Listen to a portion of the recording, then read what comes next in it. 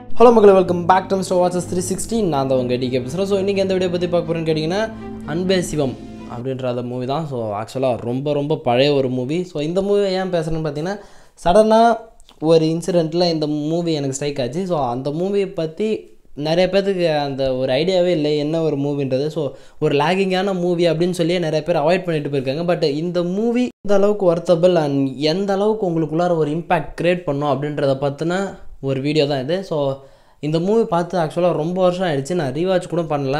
அந்த அளவுக்கு அந்த மூவி என்னை பயங்கரமாக இம்பேக்ட் பண்ணிச்சு. ஸோ டக்குன்னு வீடியோ ஸ்டார்ட் பண்ணிடலாம். அதாவது இந்த மூவி எந்த ஒரு ஜேர்னர் பார்த்துனது அப்படின்னு பார்த்தீங்கன்னா, love and equality and forgiveness எல்லாத்த பற்றின ஒரு கலந்த ஒரு மூவி தான் இது. ஆக்சுவலாக அந்த மூவி ஃபுல்லாமே மன்னிக்கிறது, லவ்னா என்ன அண்ட் கேரிங்னா என்ன, எல்லாருக்குமான அந்த ஈக்குவல், பிறப்புக்கும் எல்லா உயிரும் சமம் அப்படின்ற மாதிரியான அந்த ஈக்குவாலிட்டியை பற்றி பேசுகிறது எல்லா வகையிலுமே இந்த ஒரு மூவியில் இருக்கும். அதாவது ஒரு ஹோல்சமான ஒரு பீஸ்ஃபுல் மூவி. ஸோ இந்த மூவியை பார்க்கும்போது உங்களுக்கான அந்த நம்மளோட தாட் ப்ராசஸ் எல்லாமே டோட்டலாக டிஃபர் ஆகும். அதாவது அழகுன்னு நம்ம நினச்சிக்கிட்டு இருக்கிறது என்ன, அண்ட் லவ் அப்படின்னா என்ன அர்த்தம், ஃபர்கிவ்னஸ்னால் எந்த லெவலில் இருக்கணும் அப்படின்றத பற்றின ஒவ்வொரு டீட்டெயிலிங்குமே அவ்வளோ பர்ஃபெக்டாக இருக்கும். அதாவது இந்த மூவியை எந்த ஒரு மூவியோடையுமே கம்பேர் பண்ண முடியாத அளவுக்கு எல்லா வகையான எமோஷனுமே இருக்கும். எனக்கு பர்சனலாக ஒரு ஃபேவரட் மூவி. ஏன்னு பார்த்தீங்கன்னா, கமல் அண்ட் மாதவன் இவங்க ரெண்டு பேரோட காம்போ ஆக்சுவலாக உண்மையிலே தாறுமாறாக இருக்கும். ஸோ அந்த மூவி எந்த அளவுக்கு எக்ஸ்போஸ் பண்ணியிருப்பாங்கன்னு பார்த்தீங்கன்னா, படத்தோட ஸ்டார்டிங்கில் கமல் அண்டு மாதவன், ஸோ இவங்க வந்து டோட்டலாக ஆப்போசிட்டாக இருக்கிற கேரக்டர்.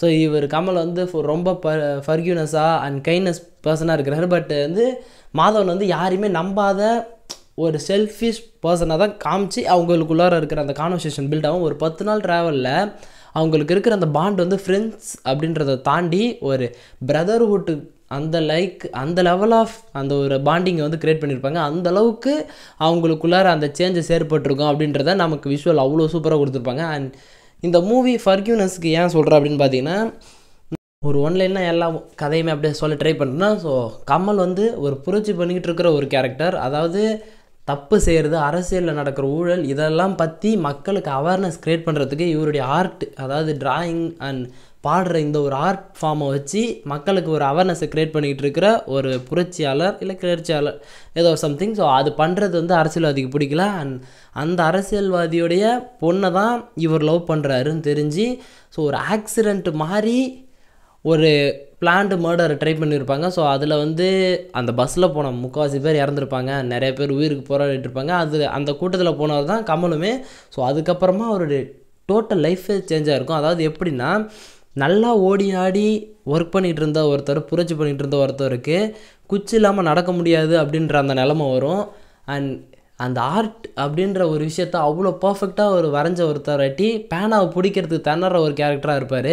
அண்ட் புரட்சினாலே பேசணும் அப்படின்ற ஒரு விஷயம் ரொம்ப முக்கியமான ஒரு விஷயம். அதை வந்து இவர் பேசவே முடியாத அளவுக்கு திக்கி திணறி பேசுகிற ஒரு கேரக்டராக டிசைன் பண்ணியிருப்பாங்க. அண்ட் அவர் லவ் பண்ண பொண்ணுக்கே இவர் யாருன்னு அடையாளம் தெரியாத அளவுக்கு மூஞ்சி செதஞ்சிருக்கும். ஸோ இத்தனை டிசாஸ்டர், அதாவது லைஃப்பில் பார்க்க முடியாத டிப்ரெஷன், டிசாஸ்டர் எல்லாத்தையுமே பார்த்துட்டு அண்ட் அந்த பொண்ணுக்கு வேறு ஒரு பையனோட கல்யாணம் அப்படின்னு சொல்லும்போது, அந்த பையன் யாருன்னு பார்த்தீங்கன்னா, இவன் கூட ஒரு 10 நாளாக ட்ராவல் பண்ண மாதவன் தான். ஸோ அவங்கள வந்து பிரிக்கவும் முடியாமல், எந்த ஒரு வகையிலுமே பதில் சொல்ல முடியாமல் அப்படியே வெளியே வரும்பொழுது தான் அந்த சொல்கிறது பார்த்தீங்களா, அரசியல்வாதி ஒரு பிளான் பண்ணி மர்டராக ட்ரை பண்ணியிருந்தாங்கன்னு. அந்த கூட்டத்தில் இருக்கிற ஒருத்தன் வந்து சொல்லியிருப்பான், நான் வந்து நீங்கள் இறந்துட்டீங்கன்னு சொல்லி நான் அவர்கிட்ட சொல்லிட்டேன். ஸோ இப்போ நீங்கள் உயிரோடு இருக்கீங்கன்னு தெரிஞ்சால் என் பொழப்பு போயிடும்.